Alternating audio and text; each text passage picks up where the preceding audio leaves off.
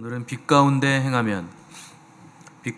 행하면이라는 제목으로 이런 말이 있습니다. 하나님이 인간을 하는 말이 있습니다.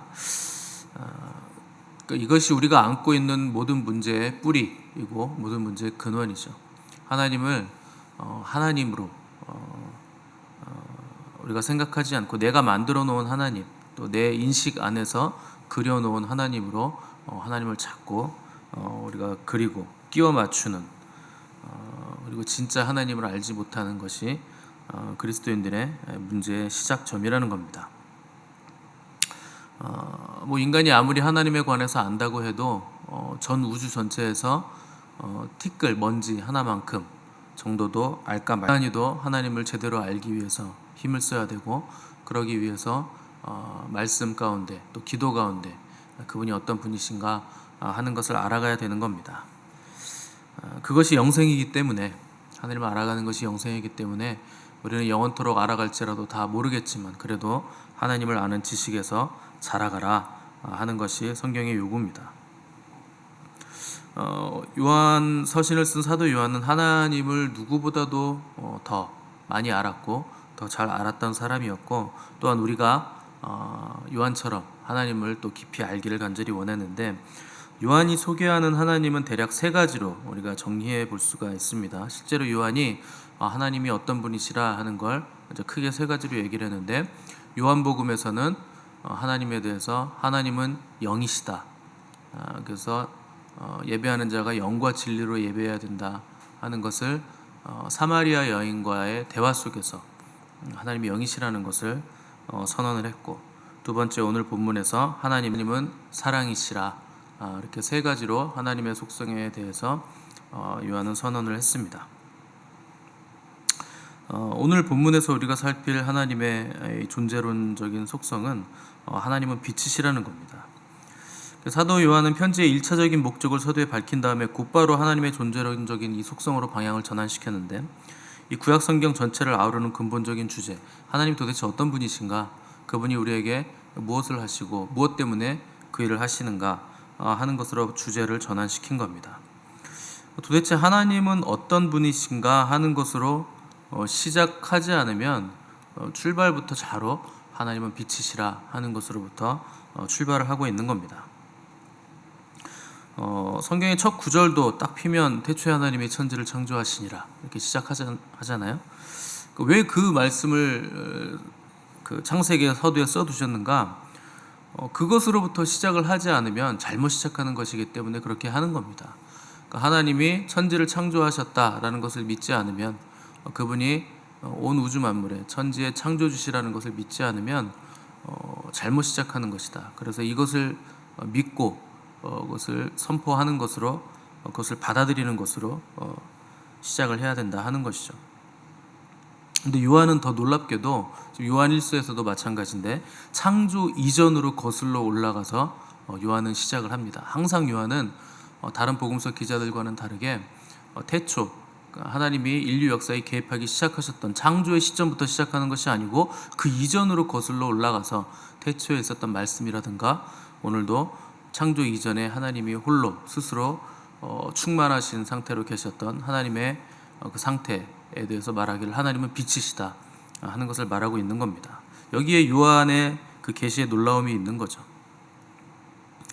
근데 하나님이 빛이시다 하는 선언을 요한이 오늘 본문에서 했는데, 하나님이 빛이시라고 하면 금방 우리가 이제 생각이 전혀 없으시고, 또 이렇게 빛이 탁 비치면 바퀴벌레가 깜깜한 데 있다가 구석탱이로 막 도망가듯이 인간은 숨을 수밖에 없는 절대적인 밝음이시고, 죄는 다 드러날 것이고, 그 앞에 감히 눈을 뜨고 뻗어시 떳떳하게 서 있을 수 있는 존재가 없다 하는 느낌을 당연히 받을 수밖에 없을 겁니다. 근데 요한이 하나님을 빛으로 소개하는 이유가 단순히 하나님의 그런 절대적인 빛, 인간이 감히 그분 앞에 설 수 없고 그 빛 앞에 서면 모든 죄악이 낱낱이 다 드러날 수밖에 없는 불가항력적인 절대적인 빛이라는 것을 소개하려는 데 의도가 있지만은 않다는 것을 우리는 알아야 됩니다. 왜냐하면 서두에서 요한이 드러낸 이 서신의 주제는 그분과 우리의 사귐이기 때문에 그분을 빛이라고 소개할 때 우리가 그분과 같이 있을 수도 없고 그 빛 앞에 설 수도 없는 존재라는 것을 강조한다면 사귐이라는 전제 자체가 무의미해지고 불가능하기 때문에 요한의 의도는 그분의 빛이 절대적이고 우리는 완전히 어둠이어서 그분 앞에 설 수 없다라는 것에 있지 않다는 것을 기억을 하시면서 이 서신을 읽으셔야 됩니다. 자, 하나님이 빛이라고 선언한 후에 곧바로 그에게는 어둠이 조금도 없으시다, 이렇게 설명을 했고 6절에 보시면 만일 우리가 하나님과 사귐이 있다 하고 어둠에 행하면 거짓말을 하고 진리를 행하지 아니하는 거다, 또 이렇게 부연 설명을 했습니다. 자, 우리가 하나님과 사귐이 있다고 하면서 우리 안에 어둠의 속성이 있다면 내가 하나님과 온전한 사귐 가운데 거하고 있지 않은 것이다 하는 설명을 덧붙인 거죠. 자, 이런 구절은 또 우리가 반사적으로 나의 어둠에 집중을 하게 만드는 구절들입니다. 그래서 감히 하나님 앞에 나아갈 수 없는 비참한 존재로 전락해버리는 느낌을 당연히 받을 수밖에 없는 구절들인데, 요한의 의도가 하나님이 절대적인 빛이라는 것을 선포하려는 것에 있지 않다 하는 것을 말씀을 드렸습니다. 그러면 요한이 이 편지를 시작하면서 편지의 목적을 밝히길 아버지와 아들 예수 그리스도와 더불어 사귐으로 기쁨이 충만하게 하려는 것이다 라고 어제 우리가 살펴봤잖아요. 그래서 하나님이 빛이시기 때문에 우리에게 기쁨이 충만하게 하려는 것이다 라는 전제가 있는 거죠. 그러니까 요한이 하나님을 빛으로 소개하는 이유는 그분과 우리의 사귐에 바른 사귐으로 들어가게 해주는 가이드라인으로서 하나님의 빛을 우리에게 소개를 해주고 있다는 것을 깨달을 수 있어야 한다는 것이죠. 자, 그러면 요한이 하나님이 빛이심을 선언하는 이유는 뭔가? 그러니까 누구든지 하나님과 사귐을 가지려는 사람은 하나님이 빛이시기 때문에 그 사람도 빛 가운데 사는 삶을 통해서 그분과 사귈 수 있다 하는 것이 기본 전제입니다. 그러면 이제 빛 가운데 사는 게 뭔가? 이게 또 문제가 되겠죠. 어떻게 살아야 빛 가운데 사는 건가? 빛 가운데 사는 삶이라고 하면 우리는 또 죄를 짓지 않는 삶, 또 하나님 앞에 완벽하고 거룩한 삶이 빛 가운데 사는 삶이다 이렇게 생각하는데, 틀린 말은 아니지만 그렇다고 또 정확하게 맞는 말도 아닙니다. 만약 빛 가운데 사는 것이 죄를 안 짓고 무흠한 것이라면 7절 말씀은 필요가 없는 말씀이에요. 7절 보시면 그가 빛 가운데 계신 것 같이 우리도 빛 가운데 행하면 우리가 서로 사귐이 있고 그 아들 예수의 피가 우리를 묻은 죄에서 깨끗하게 하실. 빛 가운데 행하면 그분과 우리는 사귐이 있는 겁니다. 그런데 그러면 어떤 일이 일어나는가? 그분의 아들 예수의 피가 우리를 모든 죄에서 깨끗하게 해준다. 그러니까 죄사함의 은혜, 그 피가 예수의 피가 우리를 깨끗하게 해주는 죄사함의 은혜가 기본적으로 먼저 나오는 것이 아니고 맨 나중에 나옵니다. 그러니까 빛 가운데 사는 것은 죄를 안 짓는 것이라는 것은 말이 안 되죠. 이 구절에 의하면 우리가 빛 가운데 살면 예수 그리스도의 피가 우리를 모든 죄에서 깨끗하게 해준다. 그게 결론이다. 말씀하고 있는 겁니다. 마음이 좀 편해지셨죠? 빛 가운데 사는 것이 굉장한 부담인데, 근데 그렇게 살면 나중에 예수님이 우리의 죄를 깨끗하게 사해 주신다는 거니까 우리가 생각하는 순서와는 완전히 뒤바뀌어 있는 순서라는 것을 잘 보셔야 됩니다. 만약에 빛 가운데 사는 것이 죄를 안 짓는 거라면 예수님의 피가 깨끗하게 해줄 죄는 없는 거예요.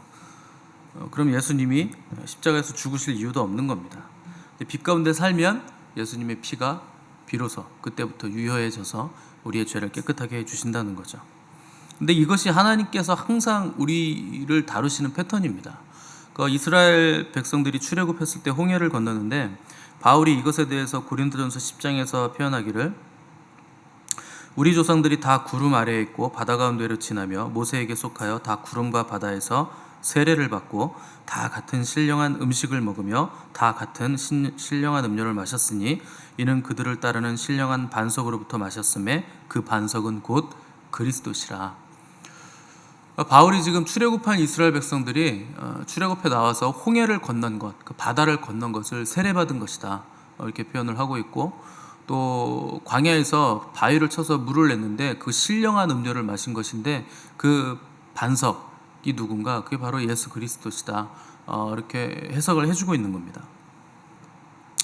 출애굽이라는 구원 사건이죠, 구원이죠. 그런데 홍해 바다에서 세례도 받고 또 신령한 음료, 예수 그리스도를 그분이 주시는 음료를 마셨다. 다시는 목마르지 아니할 그 생수를 마셨다 하는 겁니다. 근데 그때도 이스라엘 백성들은 무슨 거룩한 삶을 살고 있었다거나 뭐 죄를 안 짓고 있었다거나 뭐 원망과 불평을 하지 않은 상태가 아니었고 늘상 원망하고 불평하고 하나님 앞에서 이 백성 하나님께서 굉장히 답답해하시는 가운데 있었다는 것을 우리가 구약에서 보게 되는 것이죠. 그러니까 하나님은 구원을 먼저 해주신다는 겁니다. 항상 구원을 먼저 해주세요. 그래서 먼저 출애굽을 시켜주시고 그 다음에 율법을 주신 것이지, 율법 던져주시고 나서 이거 지키면 내가 너희 구해줄게, 한번 잘해봐, 뭐 이렇게 하시지 않으시는 게 아니고 의인을 부르러 온 것이 아니라 죄인을 부르러 왔노라 하심으로 우리가 우리 죄를 인정하고 자백하기만 하면 하나님은 우리를 하나님과의 깊은 사귐 가운데 들어가게 하시고, 그리고 그를 예수 그리스도의 보혈로 마지막에 깨끗하게 해주시는 그렇게 구원 시스템을 계속 가져오셨던 겁니다. 그러면 빛 가운데 산다는 건 도대체 뭔가? 빛의 속성을 생각하시면 금방 알 수 있죠. 빛이란 뭡니까? 밝히 드러내는 거죠. 그러니까 숨기지 않는 것이고 다 드러나는 것이고 빛 가운데 감춰지지 않는 것이 바로 빛의 속성이죠. 때문에 우리가 빛 가운데 산다는 거 다른 게 아니고 우리의 허물과 죄악을 하나님의 빛 앞에 노출시켜서 그분 앞에 우리의 죄악을 낱낱이 다 밝히 드러내는 것이 바로 빛 가운데 사는 삶이라 하는 겁니다. 죄가 하나도 없는 삶이 아니고 우리의 죄를 빛 앞에 가지고 가서 그분 앞에서 우리의 죄를 다 드러내고 시인하고 그 허물과 죄를 다 하나님 앞에서 처리받는 삶. 그래서 그 처리라고 하는 것은 예수 그리스도께서 그분의 보혈의 피로 다 깨끗하게 우리의 죄를 씻겨주는 것, 거기까지 가는 것이 우리가 빛 가운데 사는 삶이라는 겁니다. 그래서 그리스도인들은 뭐 죄를 감추거나 숨기는 삶을 살아서는 안 된다는 겁니다. 그래서 어둠 속에 사는 사람과 빛 가운데 사는 사람의 차이는 죄를 지었는가 안 지었는가의 차이가 아니고 자신의 죄와 허물을 하나님 앞에 낱낱이 드러내는가 아니면 숨기고 감추는가, 그 차이밖에 없는 겁니다.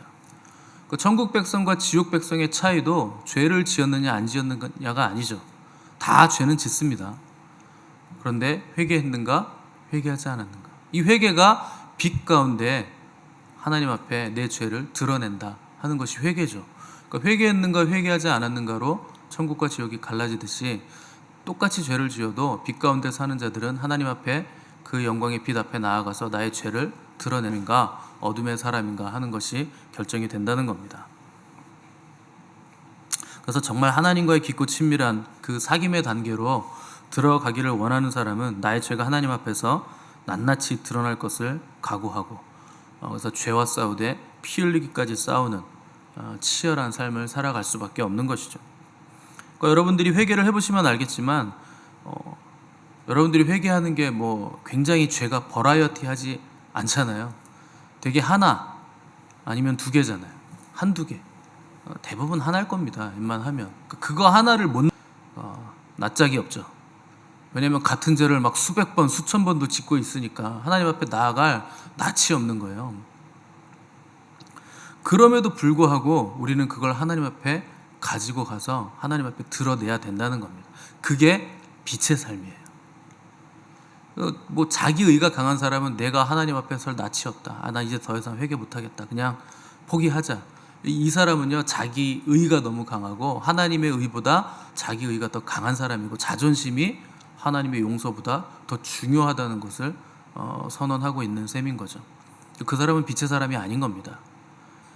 그냥 하나님 앞에 가지고 나아가서 또 회개하고 또 회개하고 이 삶을 계속 반복하는 것이 저 여러분들이 살아가는 빛의 삶이라는 거예요. 빛이 되기를 원합니다. 자기 죄를 감추고 숨기고 도망치면서 하나님과의 사귐 그 안으로 들어간다는 것은 불가능합니다. 어둠 안에 있으면서 어떻게 빛과 사귐을 가질 수가 있겠습니까? 그거 불가능하죠. 빛과 어둠은 뭐 이게 적절한 비유일지 모르겠지만 시소 같은 거죠.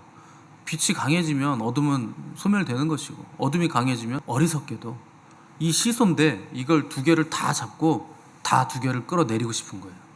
당기고 싶은 거죠. 숨겨서는 해결이 안 됩니다. 우리의 스스로의 힘으로는 죄를 이길 수가 없기 때문에 반드시 죄는, 어둠은 하나님 앞으로 가져가셔야 되고 빛 앞에 전부 다 노출을 시켜야 됩니다. 왜냐하면 그분의 빛 앞에서 우리의 의는 다 더러운 옷과 같기 때문에 해결할 방법이 없다는 겁니다. 때문에 우리는 빛이신 하나님과의 그 친밀한 사귐으로 나아가기 위해서 반드시 우리가 본질상 진노의 자녀인 것을 인정하시고 이 허물과 죄의 처리를 받아야 되는데, 어떻게 처리를 받는가? 예수 그리스도의 보혈, 그 대속의 은혜가 우리의 죄를 다 처리해 준다는 겁니다. 7절을 보시면 그의 빛 가운데 계신 것 같이 우리도 빛 가운데 행하면 우리가 서로 사귐이 있고 그 아들 예수의 피가 우리를 모든 죄에서 깨끗하게 하실 것이요. 자, 이거 순서를 잘 기억하시고, 또 이제 깨끗하게 하다라는 동사가 나왔는데 이 동사가 뭐 영어로 따지면 현재 진행형쯤 되는 겁니다. 그러니까 계속적으로 연속적으로 진행되는 행동의 동사예요. 깨끗하게 하다라는 이 동사가. 그러니까 여러분들이 죄를 자백할 때마다 또 깨끗하게 하고, 자백할 때마다 또 깨끗하게 하고, 연속적으로 계속, 앞으로도 계속 깨끗하게 해준다라는 표현으로 이 깨끗하게 하다라는 진행형 동사를 헬라어 원에서 쓰고 있는 겁니다.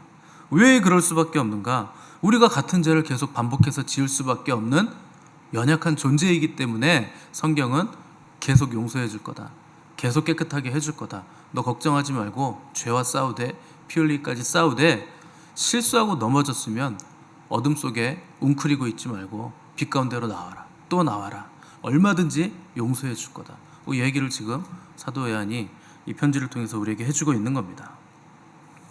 그게 인간 존재의 근원적인 한계이기 때문에, 우리는 본질상 진노의 자녀이기 때문에 그럴 수밖에 없다는 거죠. 그럼 내가 낯짝이 없는데 벼룩도 낯짝이 있지, 어떻게 이걸 내가 수백 번 수천 번 하나님 앞에 또 이걸 회개합니까? 전 못해요 하는 건 내가 본질상 진노의 자녀라는 걸 인정하지 않는다는 뜻이에요.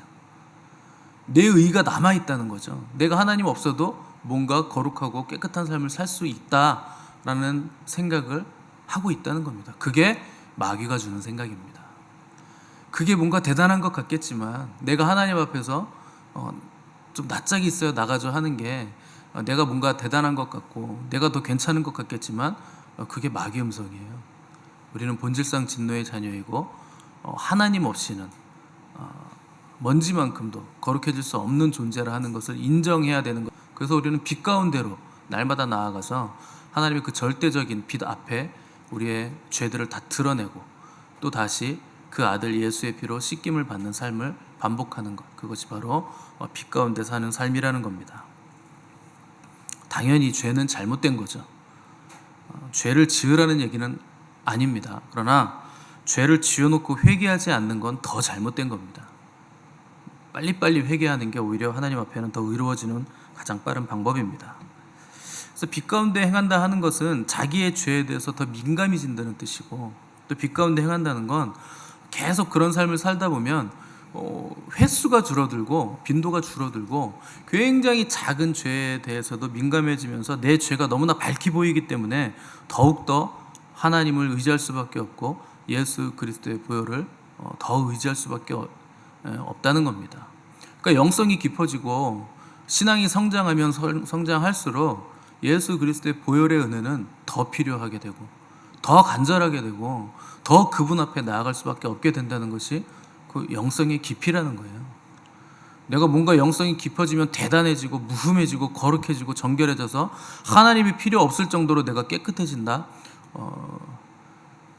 글쎄요, 제가 알기로 그런 사람은 없었습니다. 제 주위에 그런 사람은 없고요. 성경도 그렇게 말하고 있지 않습니다. 그래서 우리는 날마다 하나님이 계신 그 빛, 결국 어디로 들어가는 것인가? 지성소로 들어가는 거죠. 거기 하나님이 계시고 빛으로 임재해 계시기 때문에 거기 들어가서 우리의 모든 죄와 허물들을 쏟아놓고 하나님 앞에 잠잠히 찬양으로 들어가서 그분을 높이고 잠잠히 앉아 그분의 음성을 들어야 하는 겁니다. 그래서 5절에 보시면 사도 요한이 우리가 그에게서 듣고 너에게 전하는 소식은 이것이니 곧 하나님은 빛이시라 그에게는 어둠이 조금도 없으시니라, 이렇게 말씀을 했습니다. 사도 요한이 하나님은 빛이시라는 계시를 선언할 때 그에게서 듣고 너희에게 전하는 거다, 이렇게 말씀을 했습니다. 자기 스승이신 예수님, 누구한테 들었을까요? 예수님한테 들었겠죠. 자기 스승이신 예수님한테 들었다는 건데, 그러니까 사도 요한이 자기 스스로 무슨 깊은 사고를 하거나 철학적인 생각을 통해서 내가 깨달았다, 하나님은 빛이시다, 이렇게 된 게 아니고 예수 그리스도께서 찾아오셨고 내가 그분에게서 들었기 때문에 너희에게도 전한다, 이렇게 말씀하고 있는 겁니다. 사도란 누구냐? 자신들이 주님께 듣고 배운 것을 다른 사람들에게 그대로 전달해 주는 사람들이 사도고 제자들이죠. 제자는 스승에게서 배운 것, 스승에게서 들은 것을 전달하는 사람이 바로 제자입니다. 그래서 그분의 가르침이 초대교회로부터 오늘날까지 이어져 내려와서 우리에게 전달되었기 때문에 우리도 우리가 들은 이 복음, 이 진리의 메시지들을 우리 다음 세대들에게 전할 의무가 있는 겁니다. 자, 우리가 전할 복음은 뭔가? 하나님의 아들 예수 그리스도께서 우리의 죄 때문에 피를 흘리시고 그 피로 우리의 죄를 속죄하셨다, 심각하고 엄중한 대가를 요구한다는 것, 이것을 전해줘야 되는 겁니다. 또한 우리가 빛 가운데 거한다는 것은 죄가 없다는 뜻이 아니라 날마다 죄와 허물을 하나님의 빛 앞에서 밝히 드러내어 예수 그리스도의 그 보혈로 회복의 은혜를 누리는, 그러므로 인해서 아버지와 아들과 성령님과 우리가 서로 깊은 사귐 가운데 거하는 그런 삶을 사는 것이 빛의 삶이라 하는 것을 전달해 줘야 한다는 겁니다. 이러한 삶이 반복되는 가운데 우리에게는 거룩의 열정이 더 생기게 될 겁니다. 그러니까 죄를 계속 회개하는 가운데 내가 어떻게 하면 죄를 안 지을 수 있는가 고민할 수밖에 없고, 그러다 보면 죄에 대해서 민감해질 수밖에 없고, 그러다 보면 거룩에 대한 열정이 더욱더 증가되게 되고 하나님 앞에 나아가는 빈도도 더 많아지게 되고, 그분의 빛 가운데 그 빛 둘레 안에서 벗어나지 않으려고 몸부림치는 그런 삶을 살게 되기 때문에 우리에게 거룩의 열정이 생길 겁니다. 그리고 죄에 대한 민감성도 더 민감하게 생기게 될 겁니다. 그러다 보면 결국 하나님의 선하시고 기뻐하시고 온전하신 뜻 가운데서 거하는 거룩한 백성들로 우리가 살게 된다는 겁니다. 함께 기도하겠습니다.